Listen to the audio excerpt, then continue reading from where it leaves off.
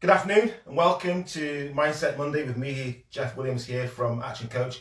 Great to have you on the session again if it's your second time or you've appeared a few times. If you'd like to leave comments in the box below, say hello. I'd love to hear from you, who you are and where you're listening from. And I hope this afternoon you're going to get some benefit from the session that we're going to spend together the next 10 or 15 minutes or so. So what we're talking about here this afternoon is we're talking about having the right mindset around the growth of our businesses. How do we do that? Well, there are two words on the board here, which I'm going to tell you right now are the two most expensive words in business. They're the two most expensive words in business because what they do is they close off your ability to learn. They close off your ability to grow as an individual. They shut down your ability to grow as a business owner and therefore reduce the chances of your business growing. Think about it. I'd like to say these words out loud to yourself now. I know.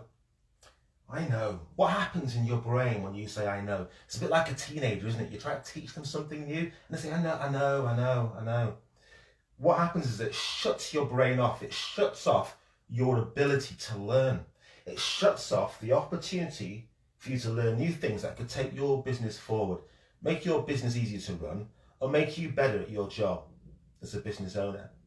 So for that reason, when we're dealing with our clients, we ban these expression, I know, because we believe it's a real limiter in helping you to grow your business and to grow yourself. Does that make sense?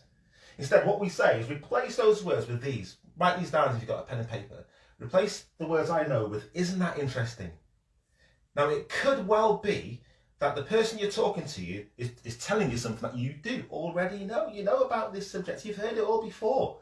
But what I'm going to suggest you do is replace the expression I know in your mind with, isn't that interesting? Now, say that out loud to yourself, isn't that interesting? What happens to your brain when you say, isn't that interesting? That you find that your brain becomes fertile. It's like fertile soil ready to take in new seeds to grow within there, to grow you. So let's lose this expression, I know, and replace it with, isn't that interesting? Now, that's really important because when it comes to learning, we're on a journey. There are 4 stages of learning that we go through as individuals. I'm going to explain what they are, and then we're going to apply it to your business and see how you can benefit from it, okay? And get the right mindset around learning. You see, learning should be a lifelong journey. It shouldn't stop at 16, 18, or 22. It should be a continuous journey because the more we learn, the more we'll earn in business and if we're employed too. People value our knowledge. That's what we live in an information age, don't we? People value our knowledge. Our knowledge has values. It's vital we continue to learn. Let's look at the 4 stages of learning. First of all, we're in a stage of what we call unconscious incompetence. Then we move up to conscious incompetence, moving from there to conscious competence, and finally to a stage of unconscious competence. And we spin right back round to unconscious incompetence. Let me explain what each stage is. In fact, I'll illustrate to you what it means, what these stages of learning are. When I'm 18 months to 2 years old and I'm sat in the back of mum and dad's car, I am unconsciously incompetent. I don't know that I can't drive. I'm unconsciously incompetent. I don't know. I think most of us in life would accept that we don't know everything about everything, do we? We know about our particular sphere of activity. We're very good at that. Maybe we're good at the relationships that we're in. But perhaps, I know this afternoon, for example, that I could not conduct open heart surgery or brain surgery. That's where I'm what I call consciously incompetent. So we go from unconscious incompetence, that's the stuff we don't know, to being consciously incompetent. So I get to a stage where I'm sat in the back of mum and dad's car and I realise, do you know what? I'd love to learn how to drive. I could be 8 or 9 years old at this particular point.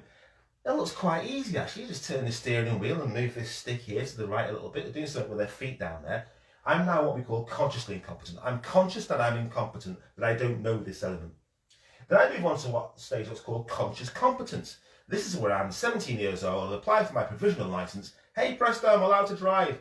So now I'm having driving lessons. I am now what I'm called consciously competent. In other words, the instructor says to me what I need to do each day. I'm conscious that I don't want to get in that car and kangaroo jump it down the road and stall it down the road. I'm conscious that I don't want to smash into cars either side of the road. I'm conscious about how I approach a junction. I take my driving test, I pass my driving test, And within a few months, I become unconsciously competent. So I go from being conscious competent, checking every change of gear, mirror, signal, maneuver, to become what I call unconsciously competent, where I can drive, people can be talking to me, I can be playing the radio, doing all sorts of other things I should maybe not be doing because I'm really unconsciously competent. I can drive this car from A to B. In fact, I get from A to B, and sometimes I get out of the car at B and think, oh, I don't remember the last few miles. You know, that feeling? That's unconsciously competent. That's when we're brilliant at what we're doing, okay? So in business, can we see how this would apply? How important it is for us to continue to learn, to go from being unconsciously competent to being unconsciously incompetent at all times. Let me explain for you what I mean by that. One of the key areas in business is recruitment. It's people. It's building a team of individuals. See, what's important to remember in business is that you do not grow your business. Your people grow your business. If you want a successful business that can work without you, whether you turn up or not, whether you turn the key or not, this business will work. Customers will come into your business, they'll be serviced, and you will generate profit from that. If you want that to happen, you need to build a strong team. It's usually an area where many business owners are struggling. Oftentimes, they're unconsciously incompetent. They don't realize that they have a problem. If you've been on a seesaw in your business, or a revolving door where staff come in and they go out very quickly afterwards, you're actually probably unconsciously incompetent about recruitment. How to recruit people that are like you, people that like you, people that your customers like, and people that like your customers. Does that make sense? You see, if we don't build our knowledge in recruitment, understand that we're consciously incompetent, we'll continue to be on this revolving door of staff coming in and going out. And the seesaw effect is that at one moment you've got somebody that's perfect in your business, and the next minute they're not perfect in your business. So therefore, the jobs that you were doing that you gave to them, you're back down doing those jobs again. And then you're looking for somebody else to take on to do it again. You just keep repeating this cycle of taking people on and losing. In fact, a lot of business owners, what happens is they end up growing their business and shrinking their business. The expression I hear is, it's much easier to do it on my own. But they actually do want to grow the business. This is an area where it's vitally important. We recognise that we're unconsciously incompetent, and we need to learn how to build our teams in the correct way.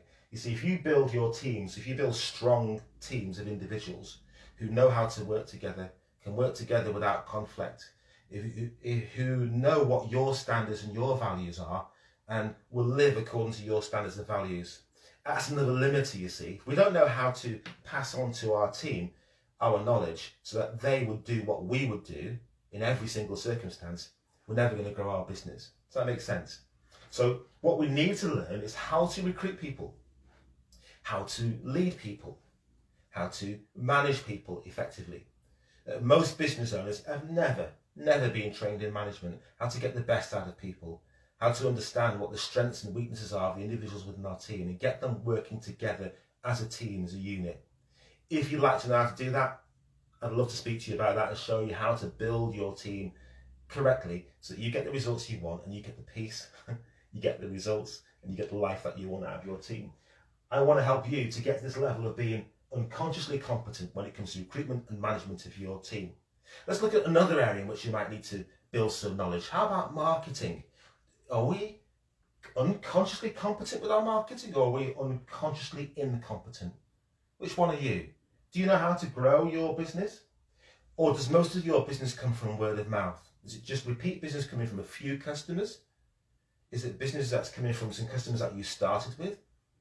Or can you turn the gas up and down and generate more business? If you can turn the gas up and down, you know the numbers in your business, all the elements that need to go in to generate one customer, how much it costs you to generate a customer, what the lifetime value of your customers are, you're probably heading towards unconscious competent. If you don't know the answers to those questions, you're probably unconsciously incompetent, and you need to build your knowledge. You need to recognize that you're consciously incompetent. You need to say, right, okay, I need to build my knowledge to become consciously competent. I'm doing it step by step.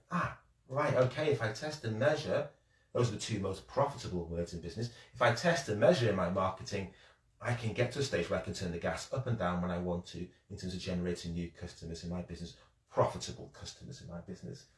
get to the level of unconscious competence. Here's another area where it's so important to learn. You see, this is the area of finance. What do you like at the finance in your business? Well, let me tell you this. Your money is nobody else's business. Is that right? Personally, we feel my money is nobody else's business, and it should be the same in business too. It's not your accountant's business to look back 12 or 15 months ago and tell you what happened in your business. It's actually your business to know what's going on in the future, to know 12 weeks' time how much cash you'll have in your business, how much will be going in, how much will be coming out, and how much will be in the bank. It's your business to control that. It's your business to know how much profit you're making on a month-by-month basis. Heard of management accounts? Many people think, well, that's not for me, that's a big business. The truth is, you're a big business in training, okay? But only if you take in the knowledge that will help you to understand these elements. You need to know, you need to be unconsciously competent about the profitability in your business. Which products and services make you the most which products and services, let's start again, which products and services make you the most profit? Can you tell me today which ones? Which ones should you be selling more of? Which ones should you be selling less of? Which ones should you stop selling? Which ones should you start selling? Which ones are they? This is all about financial competence. In business, we need to be on a continuous cycle of learning. Here are the 4 steps.